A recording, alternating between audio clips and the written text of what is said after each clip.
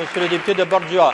Merci, Monsieur le Président. Dans son jugement contre la Charte de la langue française, la Cour suprême, s'inspirant de l'arrêt Solsky, a indiqué au gouvernement, et là je voudrais citer, Monsieur le Président, il est établi que le critère de la majeure partie de l'enseignement doit être interprété comme la source d'une obligation de procéder à une évaluation qualitative globale du parcours scolaire de l'enfant. C'est tout à fait limpide, Monsieur le Président. Est-ce que la ministre de l'Éducation peut nous expliquer ce qu'est un parcours scolaire global et en plus un parcours scolaire authentique?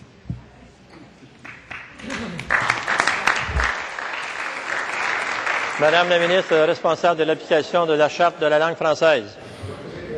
Monsieur le Président, le jugement, et je l'ai dit, je le répète, ce jugement est sous analyse. Présentement, les équipes juridiques du ministère de l'Éducation, du ministère de la Justice et du secrétariat à la politique linguistique étudient le jugement de la Cour suprême du Canada. D'ailleurs, si on peut continuer dans la citation du jugement, on peut lire aussi que la Cour suprême dit noir sur blanc que la démarche du gouvernement du Québec est légitime en cette manière. Donc, Monsieur le Président, ce qu'il faut, c'est trouver la solution. Tous les scénarios sont sur la table et présentement, nous procédons à l'analyse de ces scénarios. En question complémentaire, Monsieur le député de Borgia.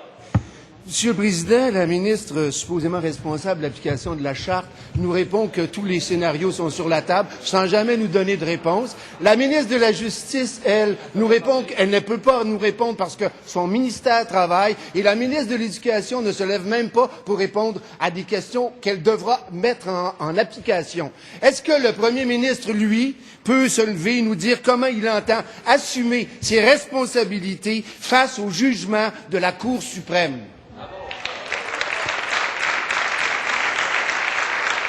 Madame la ministre responsable de l'application de la Charte de la langue française. Monsieur le Président, la Cour suprême donne au gouvernement une année pour analyser la situation et trouver une solution.